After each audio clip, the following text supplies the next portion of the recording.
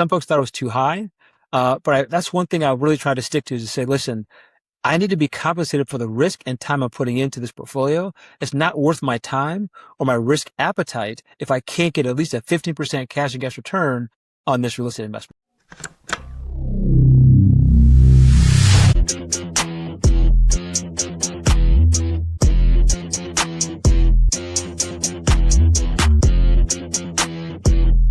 Okay. Excited to introduce a very special guest and good friend to the Owner Mode Summit. My man, my brother, Arthur Johnson. Affectionately, I call him AJ. In many ways, he represents the core persona of what this summit is targeted to, which is the high achiever who's done all the right things, checked all the right boxes, went to the right schools, worked at the right companies. But there's a parallel universe where some folks do those things and then leave their financial freedom to the fate of the corporate gods. Arthur Johnson is someone who did not do that while he was building his corporate career. He also, built a real estate portfolio over a 15-year span that ultimately grew to be 53 units, which allowed him to step away from corporate and achieve financial freedom at the age of 52. And so he's here to help break down the entire playbook for us. He's a good friend of the Gravy Wealth family. Welcome, brother Arthur Johnson. Appreciate you joining us. Hey, man. Thanks for having me, man. It's always good to connect with you and your audience. I love what you're doing at Gravy, so I'm excited to talk about my path, my career, building wealth. And so let's dig into it, man. So talking to AJ makes me mad in some ways because he is so chilled out right now. I was talking to him before the show around. It just feels like this energy, literally since he retired, in the world, in the country, has gotten really tense, gotten really uncomfortable. Kind of the job security piece, the geopolitical piece, just a lot going on that makes folks uncomfortable. Meanwhile, AJ just kind of sitting back, hands behind his head and kind of relaxing. And if anything, I think it goes back kind of to this parallel universe idea, this concept of putting in that work early, recognizing that, he needed to do some additional things on top of his corporate grind to achieve freedom. And he's kind of the poster child in my mind of how this works. So let's break it down. Let's kind of go back to just the essence here. Just ground us in.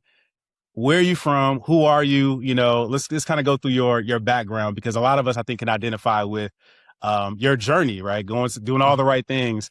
And then we'll get into like the turning point for you where you decided this real estate thing was going to be something that you were going to get serious about. Nice. Happy to do that. So I'm a child of immigrants. My mother and father were both born in Trinidad and Tobago.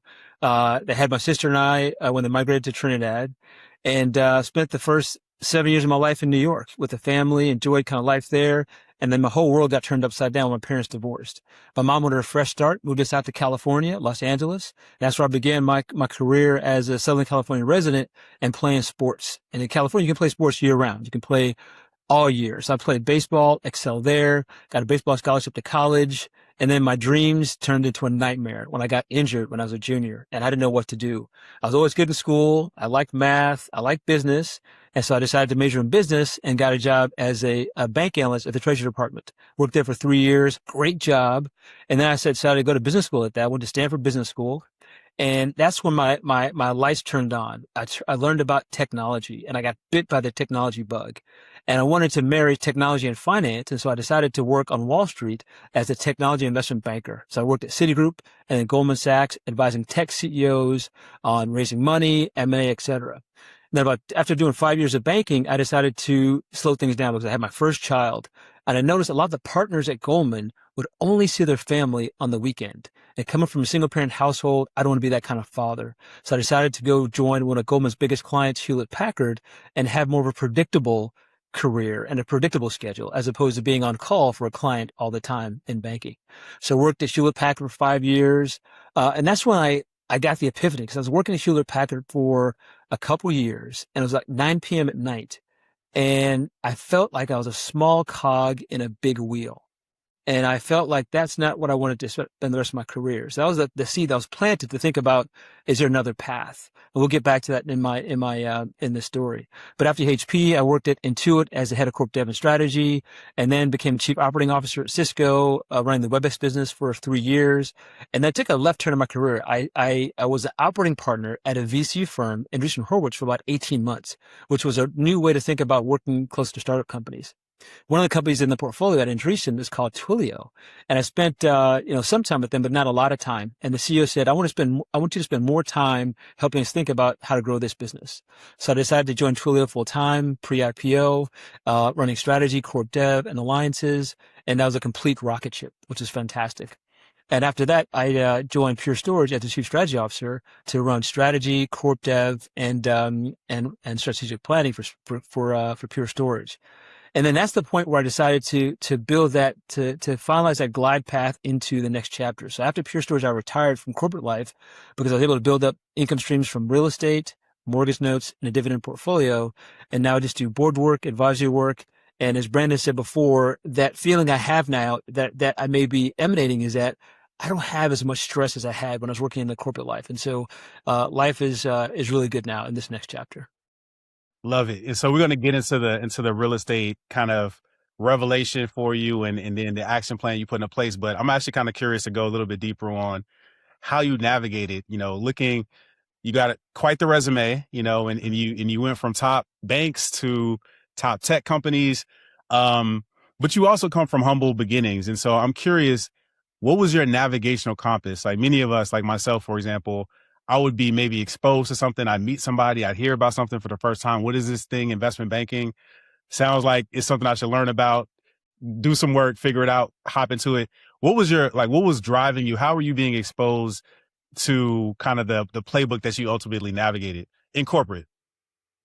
So the thing that I think drove me initially is that I had this huge chip on my shoulder. Right. So going back to undergrad, I went to a small school, is a public state school that wasn't very well known, wasn't one of the big brand name colleges.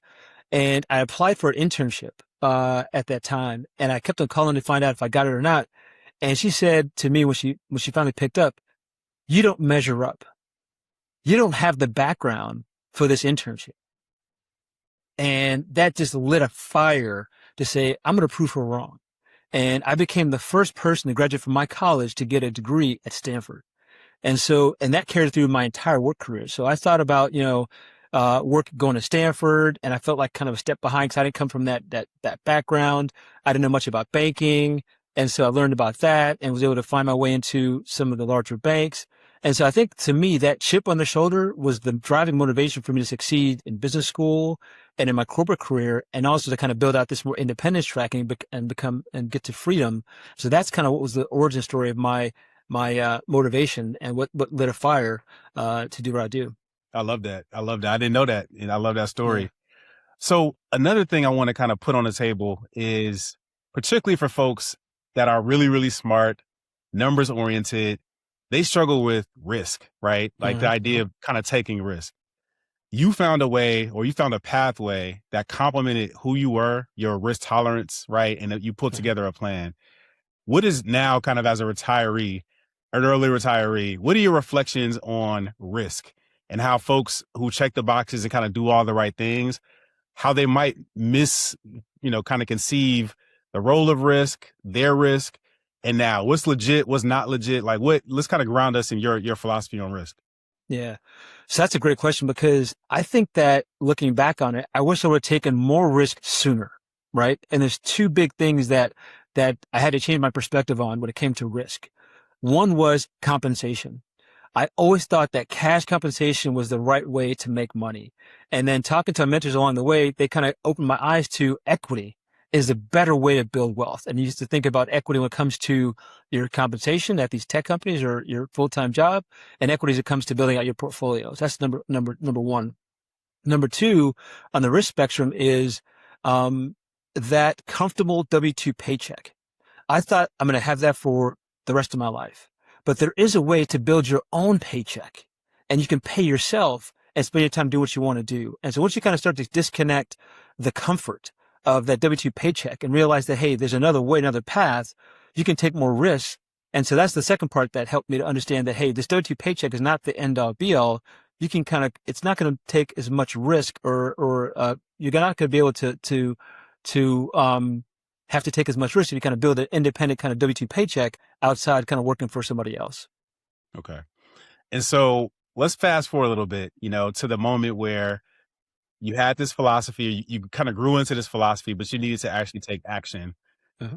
How far along were you into your corporate career at the point where you got serious? And what was the moment that triggered you getting really serious about this journey? So going back to my first job after Goldman, working at Hewlett Packard, it's a great company, great culture. I really enjoyed my time there, but I was working late at night one time. It was 9 o'clock at night, and I felt like a very, very small cog in a big wheel. And I thought to myself, is what I'm working on away from my family, does it really matter? And am I really being valued for what I contribute to this company? I didn't feel I was. And I was talking to one of my colleagues at the time, and he felt the same way, but he did something about it. He talked about, hey, I'm using this as a means to an end. And I'm using this time to build out a independent income stream of real estate properties to take the place of my HP income. And I said, well, how do you go about doing that?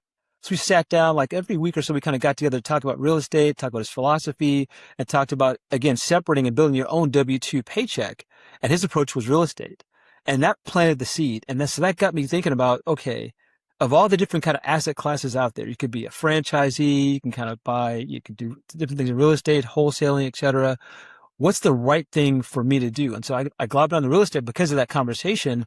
And that was when I first started to have that seed. That was in my early 30s when I kind of had the seed. It took me about a year or two to kind of do some research before I acted on that information. But that was the thing that kind of led to my path down the real estate path. Okay. And at the time, in the way the Owner Mode Summit is structured, there's a pathway theme for each day. So acquiring a business, building a real estate portfolio, creating digital products, advising companies, launching a company. Did you ever look at the full kind of repertoire of entrepreneurship, or were you just kind of locked in from real estate from the very beginning? Great question. So I looked at a lot of things. I looked at selling stuff on eBay. I looked at, buying a franchise. And I looked at real estate because real estate's a big, big asset class. So you can kind of do buy and hold. You can do wholesaling. You can do flip, et cetera. So I looked at all different ways to create money. And I looked at, the asset class itself, how it's performed historically. I looked at the ability to leverage it, to leverage debt against it. I looked at the tax efficiency. And based on those three criteria, I said buy and hold real estate is probably the best thing for me. Because if you do buy a franchise, that's another job. If you kind of sell stuff on eBay or that's another job as well. If you do wholesaling, that's kind of, it's just a lot of taxing. So I had a pretty demanding job at HP. So I needed to have a side hustle where I can kind of contribute to that, build it up, and then set it and forget it. And so buying whole real estate to me was the best path. But I did look at a number of different ways to make money outside of work. Got it. And so that raises two questions, right? So the first thing is you divide them into what is another job and what's not another job. A lot of people perceive building a real estate portfolio while working as another job. And I know you had a very interesting approach. You're one of the very few people I know that built their entire real estate portfolio out of state, number one, across multiple states. Right. And so a lot of people can't even really understand how you could pull something like that off while working a full-time job. And I think that the second piece of it is this idea that once you are in corporate, you are, ultimately focused on this role. How do you complement these things with just from a focal, kind of a focus bandwidth perspective? How are you able to do well in both these things at the same time? That's a great question. So to your second question, I think that I think that if you take the time to kind of build the platform, build the foundation, it's going to pay off for decades. And that building of that foundation, the initial platform, it took nights and weekends for sure. It was like working double duty, working 10, 15 hours a week on top of my W-2 job to do that. So, but I knew it was only going to be temporary. I knew I didn't have to do this forever. So my thinking was, let me put the time in to build a platform, build a foundation, and I know it's going to pay off for a long time. And that's how I kind of got around doing the double duty. And I think I didn't want to go out of state. I wanted to buy something in my own backyard. but I lived in Northern California and I couldn't find that many properties in the early 2000s that could fit my buy box that would be appreciating and have some decent cash flow. Most of the folks buying real estate in California, they had a lot of negative cash flow. So I didn't want to have another expense on my line item to have to pay for that. And so I looked at my immediate area. I expanded out to Fresno, Modesto, all parts of California, Sacramento, couldn't find anything. And so I said to myself, okay, if I'm going to try and find something out of state, I'm going to pick an area I can kind of get there in a day. I get there and back in one day. So I kind of looked at areas surrounding California, New Mexico, Las Vegas, etc., Arizona. And so that was why I had to do that. But for me, it took a huge leap of faith to buy something out of state because I was, again, the risk factor. I didn't trust these guys. These are third parties. I didn't trust the property manager. I didn't really trust the realtor. I didn't trust the contractor. But again, talking to a few mentors and seeing what they did, here's what they did to help build some trust in the system, to help them get beyond the risk there. So I didn't want to go out of state. I was sort of forced to go out of state given where I lived in Northern California. Did you have a mentor coming out of the gate? So you had the guy who inspired you, who was the coworker to get busy, but then you did a bunch of work, and a lot of the work you did, it seemed, again, I think one thing that I'm taking away from the conversation is you're very intentional. You're a family man. A lot of decision-making that we've talked up to this point is like, is this good for my family? Is it not? Right. I want to spend time with my family. It was central to kind of your decision-making process. So in some ways you kind of had to carve out your own path, but what level of mentorship did you have as you were kind of figuring things out, going through the school of hard knocks during those 10, 15 hours per week during the first 1-2 years? Great question. So at that time, there wasn't this cottage industry of real estate investing happening in the early 2000s. And so they had these thing called real estate investment clubs that met in person on the weekends. And they had these seminars and you had these books you can read. So my mentorship was basically the person I had at HP. I went to several real estate clubs and met other people at those clubs. And I read several books on real estate, and that was it. And I think that if I wish I would have had the infrastructure that we have today to help people learn about real estate, like bigger pockets and things like that. But that didn't exist back then. So I had to kind of go to the real estate clubs, read books, go to seminars, and do it that way.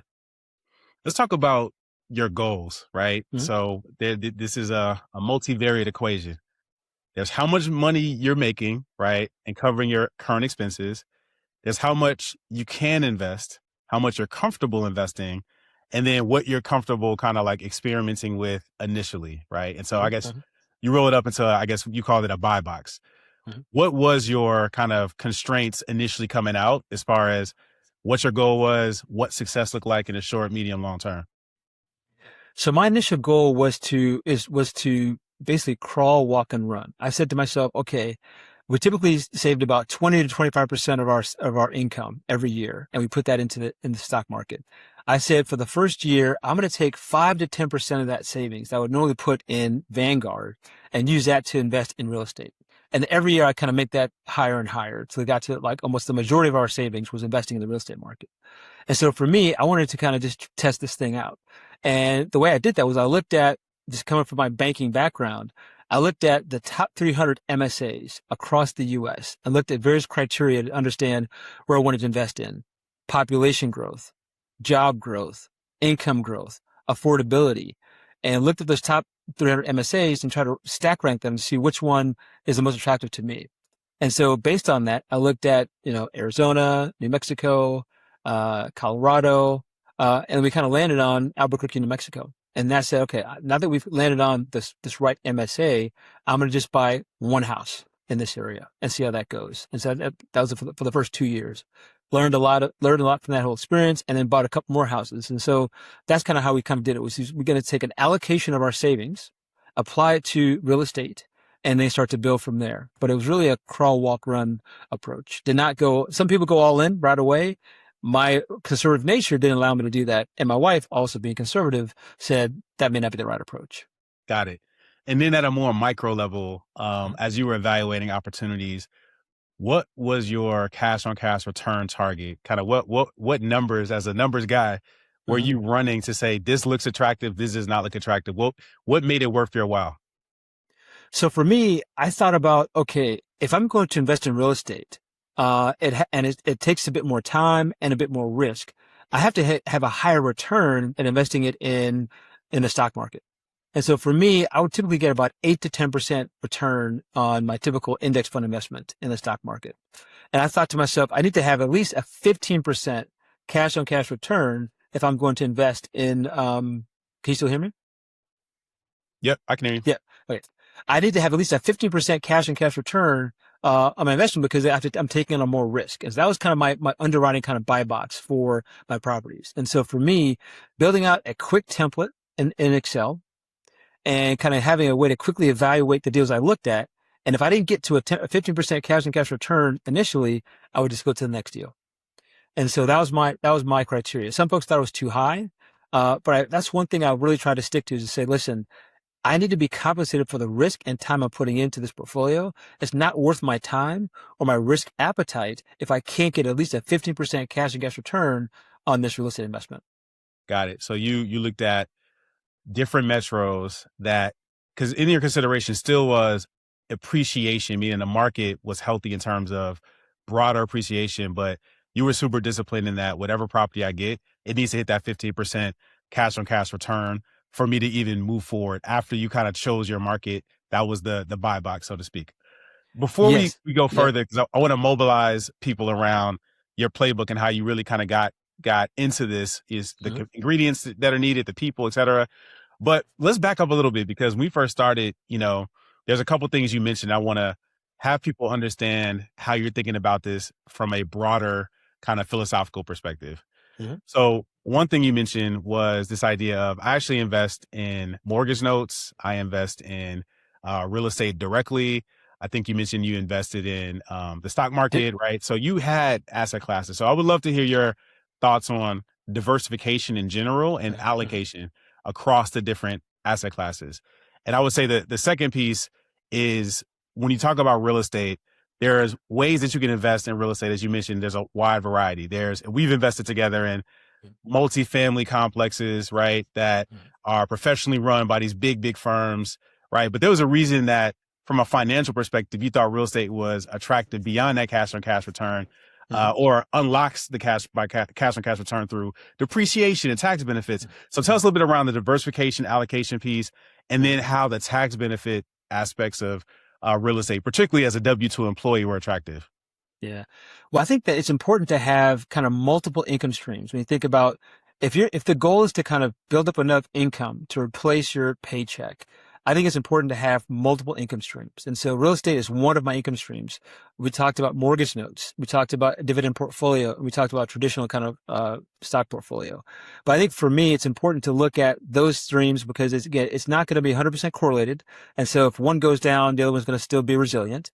And also, there's different income streams have different advantages. So for example, real estate has a huge tax advantage. So if you are going to be designated as a real estate professional, which means you have to work 650 hours towards a real estate endeavor, then you get to depreciate all your real estate assets against your income, right? And that is a huge tax benefit. And being able to kind of get that right up as a high income W-2 employee has been incredible. And you also get a chance to leverage real estate in a way that's hard to leverage other portfolios. So being able to borrow against it is also good as well. And if you look at the asset class in general, it's a pretty steady, even asset class that tends to kind of go up over time, as opposed to being more volatile like other asset classes. And so for me, it was kind of a triple threat when it comes to asset class. That's why I decided to have that be one of my core, probably my biggest kind of income stream was coming from real estate. So attractive that when you couldn't find it in your backyard, you decided to look out of state because those benefits were still attractive enough to make the risk return profile make sense. Okay. So I want to go a little bit deeper on a couple of things you mentioned. The real estate professional status, right? That is a huge unlock. And, you basically mentioned you buy a house or a property, let's just use even numbers here, $100,000, right? You can depreciate a good amount of that.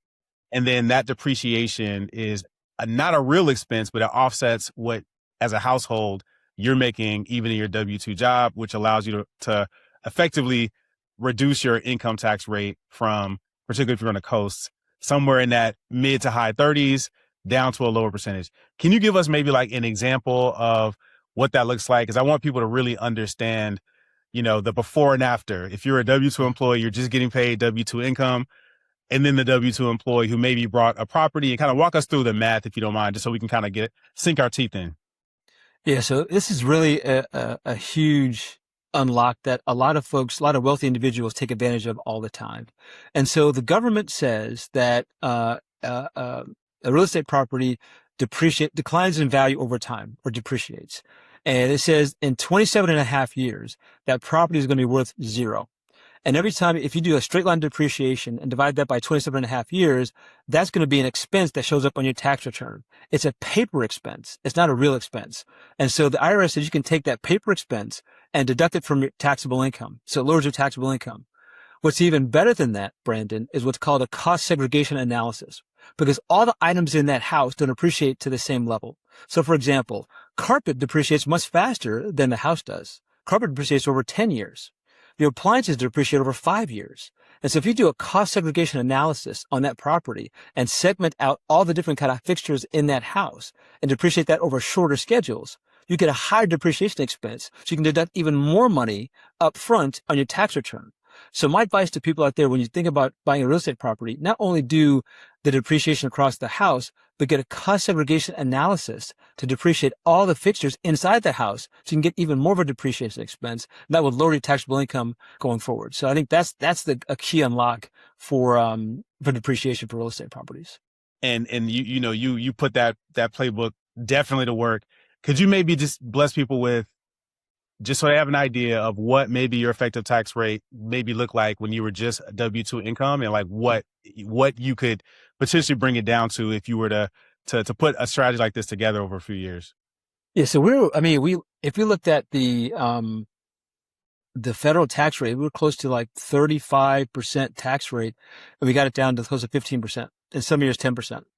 Because in the years we did the cost seg analysis, which we got kind of bonus depreciation and we kind of got it up front, it got us down to 10% federal tax rate. California is different because California doesn't really kind of allow some of the depreciation for the properties. But if you look at the federal tax rate, it's a huge benefit to shield your taxes in a very legal way that can kind of have you more take-home income. And it's not what you make, it's what you keep. And I think exactly. The audience, I think you really need to understand what he just said. He said, this man said his tax rate went from 35% down to 15%, 10% in some years. That's 25% of what he's making that he's able to keep, and doing that by deploying it into a property that's delivering cash flow. And he's kind of writing this off, but appreciation as well. And this is how you retire at 52. Okay. Now, everybody, before we close out on that, it's important to make sure you have a CPA that has a lot of good experience in real estate investors, and have a CPA that's very creative when it comes to thinking about the tax statutes and the tax law. Because that really helped open my eyes to how we can kind of do the cost seg analysis, for example. I didn't know about that. That was kind of brought to me by one of my real estate mentors and confirmed by my CPA. So it's important to get a CPA to help you with this as you think about using real estate in your portfolio. 100%. And it's funny you say that, because, I always say people, if you're at a high earner level and you're still using, H&R Block, no shade, but if you're using the kind of the basic, submit your taxes to them and they get it done and they come back to you, then you are not taking advantage of what a lot of the wealthiest folks are doing. And to AJ's point, probably the most important team member is that CPA who is helping you keep the money that you're working so hard to earn. Okay. The real estate professional status is something that unlocks all these benefits, but there are some restrictions for people, to be able to unlock it. What are the ways that people can unlock this? How should they think about, if they have a partner or whatever, their situation? What are the elements that, kind of can go into them being able to unlock the real estate professional status and get these kinds of tax benefits? So this one's a really, important thing to think about. So you have to do it by the book, right? And there's two basic tests for real estate professional status. They could be either you or your partner, but you have to work at least 750 hours in the year on a real estate business. And you have to work more than half your total working hours towards a real estate business. If you pass those two tests, you're in pretty good shape. But it's important to understand, as a W-2 employee, I couldn't do that. When my wife, Nicole, decided to stay home with the children, and she started to work more in the real estate business, we said we can make her the real estate professional because she was doing a lot of the work with me as well. And so that was a huge unlock. So for the first few years when she was still working, I had to suspend my depreciation. It was kind of hanging there. I couldn't take it down. But once she started working, I could take it down in that tax year, and all the suspended depreciation I could take down as well. And so once you kind of become a real estate professional status, you can take it down every year. If you're not a real estate professional status, it's suspended. And then when you sell the property, you get the payback when you sell the property. But the benefit of being a real estate professional is that you get to take it in that tax year as it happens, and you get it along the way. This is why it's so important to have those family meetings, those family summits, because you're getting together, you're both looking at the numbers.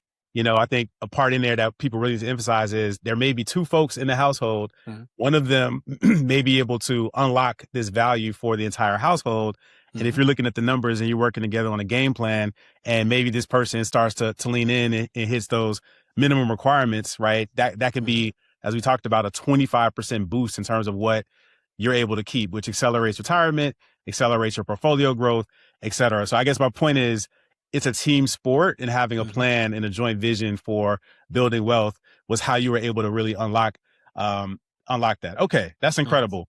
I've heard also, and I don't know if you know anything about this, that there is a short-term rental exception where you're able to unlock real estate professional status while working. Is there anything that you can speak to or know about? I'm not too familiar with that one, so I can't speak to it. Okay, we'll unpack that in a later gravy session. So now let's kind of get into, and I want to highlight this before we move into your playbook, which is depreciation recapture. So as you mentioned before, if you run these plays, you do a cost segregation analysis, you're able to accelerate your depreciation and ultimately lower your taxable income in that year. When you sell a property, there's something called depreciation recapture, right? And so the wealthiest folks, for that reason, oftentimes don't sell their properties. In fact, they do, and you can kind of tell us the plays, right? But they do things to make sure that they are deferring taxes and ultimately, ideally, never paying taxes. Can you speak a little bit around that? Because I want people to see both sides of it, where, yeah, you can accelerate the depreciation, but there has to be complementing that with a longer term wealth building strategy that allows you to keep, what you gained as far as the lower tax rate. Yeah, depreciation recapture is where Uncle Sam still wants to get paid. So there's a statute in the law that says there's a chunk of the depreciation that you still get taxed on when you sell the property. So it's not all 100% of free lunch with the depreciation. To avoid that, you can do two things. Number one, you can do a 1031 exchange. And that basically means you can sell the property and you have a fixed period of time to buy another property with those proceeds, and you don't get taxed on the sale of that initial property. Now, there's some restrictions that says there's a time restriction. There's a property type restriction as well. You have to buy a similar type of property. But for me, because I'm only invested in residential kind of real estate, it was a great way for me to kind of transfer wealth from one property to another without paying any taxes on it. And that's one way to avoid the taxes and depreciation recapture. Another way to do it is just to not sell. And the benefit of not selling is that if you don't sell a property, and if you want to pull money out, you can kind of do so with the home equity line of credit.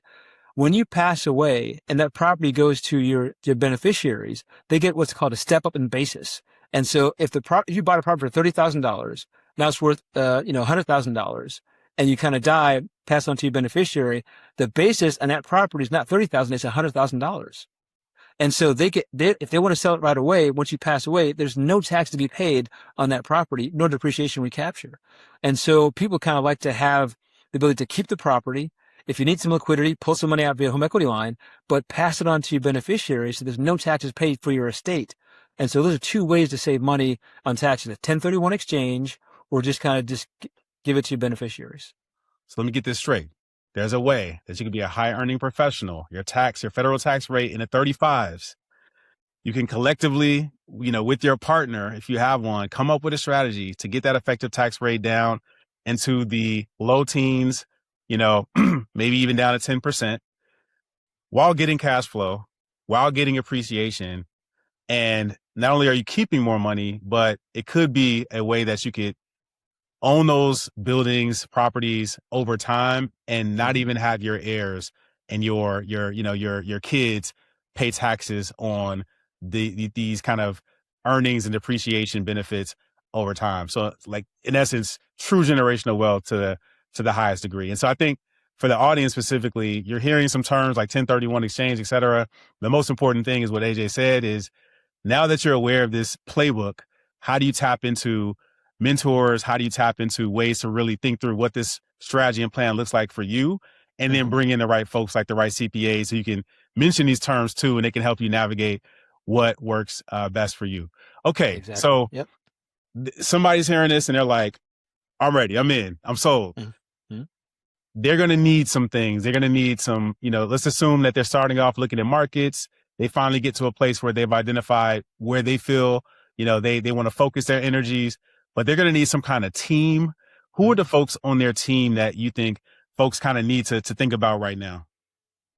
So I think it really depends. I think if you're going to go with the buy and hold strategy for real estate, it's important to think about, going into the right market. I can't emphasize that enough, to pick the right market. So do your homework and take your time. There's no need to rush it, but pick the right market, because even if you buy a bad property in a good market, you can still come out ahead. If you buy a great property in a bad market, you're not going to get the returns you want. So really take the time to pick out the market. Once you've identified the right market based on your criteria, it's important to have a core team in that market, assuming it's going to be out of state.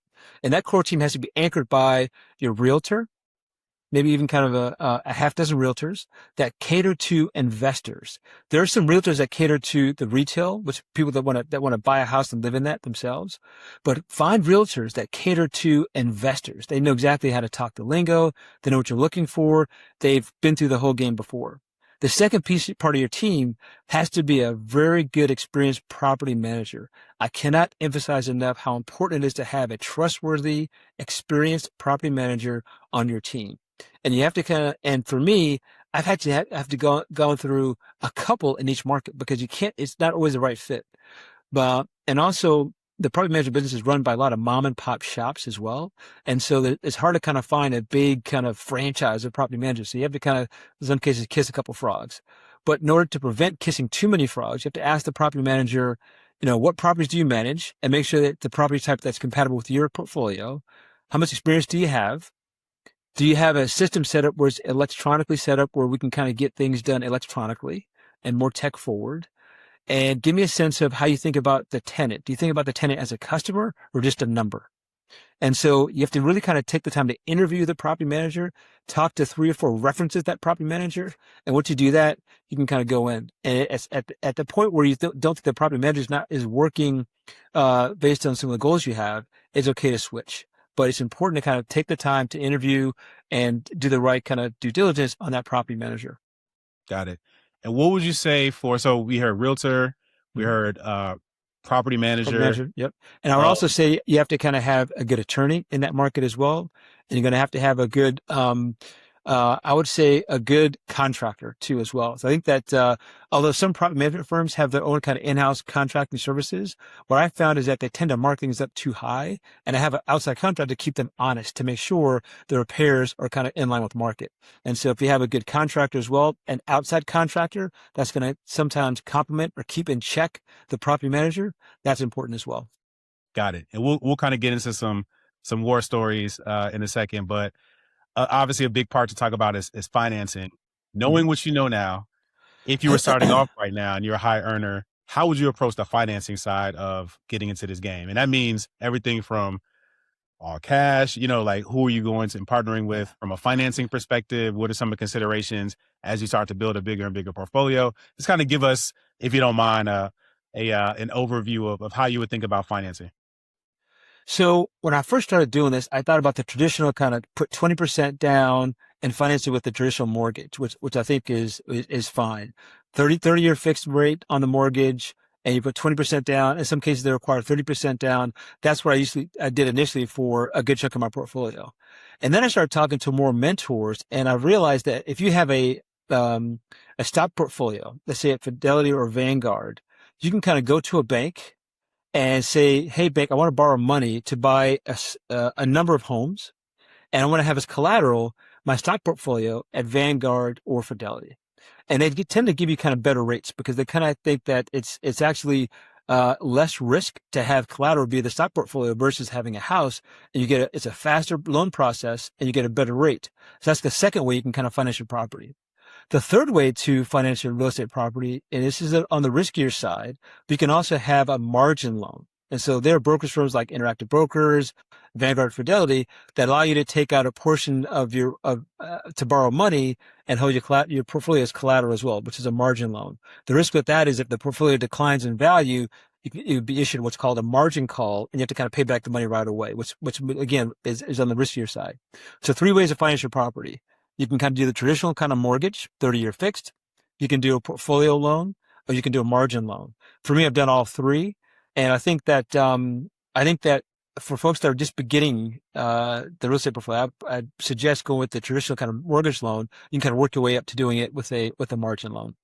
Got it. And what I like about this is it's very much tailored for the high earner working at a company that's paying maybe 20% of their overall compensation in stock, right? And so a lot of us just have the stock sitting there. You're talking about ways to really put that stock to work beyond just the value of it increasing over time, right? Because historically, we thought that was the win. Okay, I got Google stock at 100. Now it's at 200. I won. But you could have had that Google stock go from 100 to 200, potentially, secured a loan or took a margin loan to get 50%, $50 of capital for each share of stock to acquire something else that's going to move you closer to financial freedom. So I like the way that that's tailored. The other thing I would say is, smart leverage, right? And so there's always going to be risk and reward, in general, getting into real estate. There's going to be the risk of a tenant that doesn't pay and whatnot. So everything has risk, but there's ways to understand what your risk tolerance is and then understand how the wealthiest folks move, which is they leverage their assets to grow their portfolio, which gives them the ability to get additional liquidity, to get more assets. And then you kind of get this, what we call the ownership flywheel going. And the other piece of it is because it's secured by assets of value, you actually are getting the best cost of capital that you can get. And so retail folks are always going to get much, much higher interest rates for taking out loans than folks that actually have assets that they can secure these loans with. And then you get a lower cost of capital, which allows your returns to be either higher or allows you to do more deals. Would you agree with that, AJ? I would, but I think that I want to kind of just speak to the part of the audience that's a bit more risk averse, that tend to want to buy property all cash. There's nothing wrong with that. But the thing that you're going to face is it's going to take you a bit longer to build up the portfolio and get that flywheel going. It's definitely less risky to buy property all cash. But again, the trade-off is going to be time. And time is such a valuable resource that we don't really have a lot of. And so I think that if you're willing to take on a bit more risk, you can accelerate that timetable to build up that portfolio and income stream if you decide to use debt and leverage as opposed to doing all cash.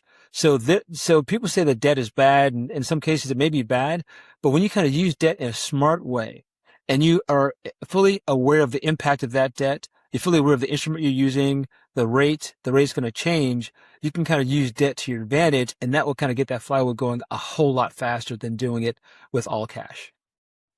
Love it. Let's talk systems, and you started saying that, and again, I know you, so I know you're a very measured person, and you're always evaluating risk and looking at all the things that can go wrong, but you still make a move. And again, I mentioned that this was something I think a lot of people that fall into that super conservative mindset, they don't act at the end of the day, right? And so I think you forced yourself to take action, but also did it in a way that you evaluated, really fully did the work to understand the risk. So now we're talking systems. When you first started off out the gate, your goal was to crawl first, like you mentioned, maybe find a property in that first year, see how it goes. But then you somehow got to 53 units, right? And so when I hear that, I'm thinking systems, right? And so systems, obviously there's a team component of it, but you have to manage this stuff, right? And so I'm curious to know, when did you really start picking things up, and what kind of systems did you put in place to effectively manage that 10, 15 hours, right, to begin with per week, down to whatever it ultimately became, or if it stayed the same? Like, let us know how you were able to compress that time, if you were able to, and what kind of systems were required for you to do that. Yes, I think that there's a couple buckets there. So the first bucket is kind of the evaluation part of my portfolio building. So how do I evaluate a market? How do I evaluate a team, putting a team together? And the thing that helped me a lot was like, cause I'm, again, came from a banking background. I built this spreadsheet template to quickly and easily evaluate the financial metrics of a property. And I built this template. I can plug the numbers in quickly. I can kind of put the numbers in there and then move on. So building that, as opposed to building a spreadsheet over and over again for evaluating a property, I built a template for that. And I built the script also to interview realtors. I built a template also to interview property managers. And so being able to email a property manager list of questions or to email the realtor list of questions, it was the same questions in each of the markets. It was easier for me to kind of do that work. And so I built up those systems and templates to help me evaluate properties and evaluate markets. Now, when it came time to actually manage the properties, my philosophy was I'm going to manage the manager. Okay. And I came from corporate America, and how would I manage my team? So I manage my team. We have kind of weekly check-ins. We have kind of performance goals, and we have things to make sure that we are aligned on what the vision is. So I said to myself, let me take some of those same principles and apply it to my real estate portfolio. So my real estate property manager, we had weekly check-ins. We kind of said, here's the goal for how we want to manage this property. And we wanted to make sure that we had the right way to think about any kind of deviations from that plan, large repairs, extended vacancies, and how do we deal with those things? And so for me, putting in place that system is important to make sure I can manage that property manager like I would manage my team in corporate America. As far as any kind of tools, one of the biggest tools that helped me evaluate the financials of all my properties across all 3 states was a platform called Stessa. It's STSSA. It's actually a free tool. It's owned by Roofstock. And think about it as Quicken or Mint for real estate professionals, because it allows you to kind of put in all the information from the property management statements into one platform and run reports on every single property, every single city, and look at the NOI, net operating income, look at the revenue and vacancy rates across all the properties. And so it's a quick and easy way for me to see across my portfolio what property is doing well, what property is not doing well. And so Stessa was a cool tool for me. The second tool I used was Gemini, which is an AI tool. And so when you have 3 different property managers, they have 3 different types of financial statements. But to get that into Stessa, you have to kind of make sure that every statement looks the same. So you have to kind of reconcile that and reformat it. So instead of reformatting it by hand, I built a script in Gemini to automatically reformat all those statements so I can kind of put it in Stessa. And so using AI or using Gemini was a great tool for me to help me automatically reformat all these statements from the property management firms. Love it. Love it. So you're doing out of state. There's also an element of like, when it's time to pull the trigger, are you flying out to look at properties? And I know this probably evolved over time as you got more comfortable in your underwriting and your analysis, but help for folks that are really, I can't operate in my backyard. It's too expensive. I do need to look at other properties. And I'm not going to put your sacred goats out there, but AJ was really looking everywhere for yield. There were places, random towns in the Midwest, right, that he discovered and found his return profile and leaned all the way in. So he was willing to really get out there and do some scrubbing and scrounging to find those returns. But how did you operate just the physical having to go out? Was that a thing? Was it more so a thing at the front end? Like, kind of help us understand that part. That's a great question. So initially, yes. And that's why I decided to find a place where I can get there and back in one day. Because I had a job, I had a family. I couldn't kind of go to the East Coast. And so I went out to New Mexico, went out to Texas, and I went out there to meet the realtors. I went out to walk the neighborhoods, went out to meet the property manager, went out to meet bankers as well, contractors. And so that initial kind of, for the first few years, before I kind of made any investments in a market, I wanted to make sure I stepped in the market myself, walked the property, walked the area to see what's happening there. And once I did that, I felt comfortable with the people on my team, and I felt comfortable with that market as well. And sometimes I walked away feeling uncomfortable with that market as well, based on that on-site visit. As I got later in my real estate career, I started to rely on videos. Right. So I'd have a video Zoom call with the property manager. I'd have the contractor kind of do a video walk of the property. I'd have the realtor do a video walk of the property as well. And so it was less important for me to kind of physically go out to the Midwest to kind of to see those properties. But initially, yes, I went out to the properties and had to kind of walk it myself. And let's be real. I know that because everybody's like, okay, you're making this sound too easy, AJ. I mean, you're telling us that you found this multi-state portfolio, you found all these team members, you're meeting with them weekly, you're doing video walkthroughs. Give us some of the headaches that you had to kind of go through, whether it was having to cycling out team members, dealing with really difficult situations on the property. Give us some of the hair so that people have they're coming in eyes wide open in terms of what they're getting themselves into. So it's not all rainbows and fairies, but please, hopefully you don't get that impression. So the downside is, the biggest downside, or the biggest headache for me is, having a property manager that's not aligned with my approach. Right. And so I've had headaches there. So for example, in each of the markets, I've been in, New Mexico, Indiana, Wisconsin. In each of those markets, I had to switch property managers at least once or twice because they weren't aligned with my philosophy. Luckily, in Texas, I've had the same property manager now for close to 20 years, which has been fantastic. But finding a good, reliable property manager that's going to be consistent has been the biggest operational headache for me in managing property, real estate property, out of state. And so that's why I try to put so much work up front to make sure I did the diligence to make sure it's the right property manager. The second biggest headache is finding a reliable contractor. So I'm actually going to go to court in 2 weeks because I'm being sued by my contractor. He did work in a property of mine that I didn't authorize him to do, and he wants to get paid for that. And so we're going to go to court to settle that in the court. And so that's a big headache for me to kind of go to court and state my case and kind of in front of a judge. And so finding a good, reliable contractor can be hit and miss. That's why I try to take the time to invest up front to do my due diligence, but you're gonna have to kiss a few frogs with the contractor. So I think the second biggest thing is a reliable contractor. And the last thing I would say is that my strategy initially to try to find a market that does appreciation and cash flow was completely flawed. And so I said to myself, the way I should change it though is I should say, okay, this market will be for appreciation and this market will be for cash flow. So my overall portfolio has a mix of both, but you can't find, at least I couldn't find, a market that can do both appreciation and cash flow. So for me, I had to adjust my strategy to make sure, okay, I'm going to identify Texas as appreciation. I'm going to identify Indiana, Wisconsin for cash flow. And the totality of those markets in my portfolio will give me the best of both. Love it. And so your metric for cash flow is 15% cash on cash. What was your how did you think about the appreciation benchmark?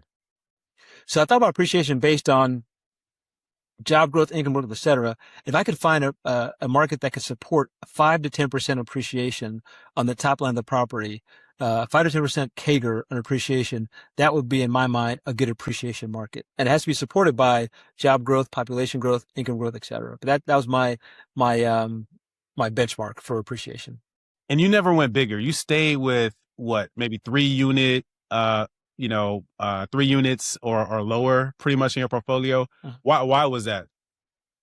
Good question. So the biggest property type in my portfolio is actually a single family home.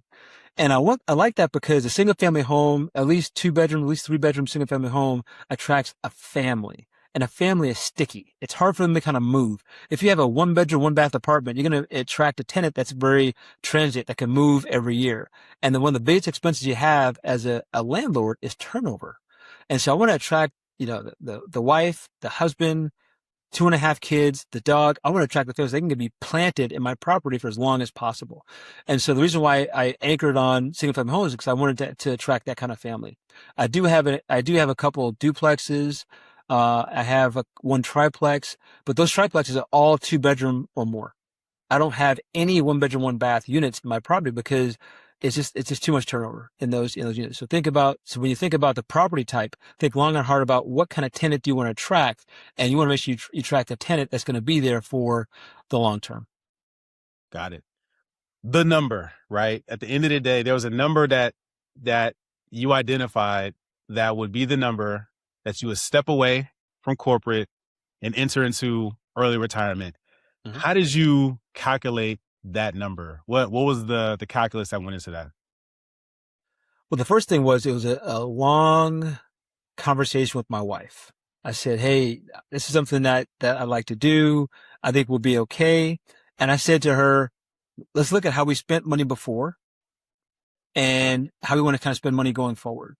And there was definitely an uptick because I told her that in this next chapter, I want us to be comfortable, but I want us to also ball out a little bit, you know? And so we kind of said, look at our historical spend over the past several years. Let's make sure the kids are taken care of college-wise.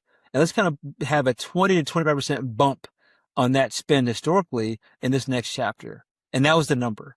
And we said, okay, can we comfortably kind of pull down interest, dividends, cash flow, and get to this number with a small buffer going forward with some certain degree of certainty? And the answer was yes. And once we kind of answered that question of yes, I said, okay, let me work 2 more years to make sure that things are good. And then once we kind of worked that 2 more years, that's when he kind of pulled the trigger and did the into the next chapter. But I think it was a discussion about historical spend. You got to have that baseline. And the question you have to answer that's unique to everybody is, how do you want to spend the next chapter? Do you want to spend the next chapter with the same historical baseline spend? Maybe yes, maybe no. There's some things you want to do, like travel or pick up new hobbies that you need to afford with that next chapter. So we had to think about what that next chapter looked like. And for us, it was travel, and spending time with the family, But we wanted to that's how we kind of thought about having that number that we thought, okay, this is the number that we have, and can we support it? And the answer was yes. Yeah. And I know from knowing you that you also had a portfolio, as you mentioned. There was dividends, there were mortgage notes, and we'll have more conversations kind of focus on those things a little bit later. But real estate was really the dominant lever for you to get you where you wanted to go from a cash flow perspective. Right. We got to wrap it up. I could talk to you all day, AJ, and something that you touched on before in one of our conversations, and these are kind of like the last words that you will leave the audience with here, was that a big part of you stepping away from corporate was your identity, right? And a lot of people kind of really intertwine who they are in their mind, right, and outwardly with whatever company they happen to be out, with at the time. And so can you speak a little bit around, as you kind of think, what words you will leave our audience with, the mindset shift that you think is kind of the first, call it phase of this transition into owner from earner? Yeah, I think for me, I think that developing my why, like I was so into my career. I was so into technology that I felt like I almost lost myself into it. And I realized that, after through some prayer and discussions, and just it took years to kind of get this out of me, was what is my true purpose? Why did God put me on this planet? Was it to develop a strategy for these emerging tech companies? I realized that was not the purpose, right? And I said to myself, what is that purpose? And so in order for me to realize that purpose, I had to step away and to craft that next chapter. And so for me, it was really about what's my purpose-driven life and what does that look like? And that's really helped me to go from that W-2 employee that was really kind of fully invested in that approach to somebody that's doing something that's in my mind much more fulfilling, much more rewarding in the next chapter, which is kind of more tied to my purpose. And so I think that people need to kind of figure out what's your why? Why are you here? Why are you doing what you're doing? And if that's what you're currently doing in that W-2 job, stay there, fantastic. If it's not, there's a path to escape. There's a path you can kind of get on to break free from the W-2 check to build a more fulfilling life outside of that. And AJ is living proof. And so with that, that's a great way to kind of end this session. Audience, give Brother AJ a round of virtual applause. Thank you for being so open and transparent and kind of sharing your journey, inspiring others. I'm looking forward to future collaboration on this mission to move earners to owners. You kind of are the poster boy in my mind of someone who locked into a strategy, executed, and I think a lot of folks can learn from the trials and tribulations you've been through. So with that, we're going to go ahead and end it. Thank you, Brother AJ, for an incredible discussion about your journey, building a real estate portfolio while working corporate and full-time. With that, we will go ahead and end it. Thank you, AJ. We'll talk to you soon. Thank you very much, man. Good to talk to you, man.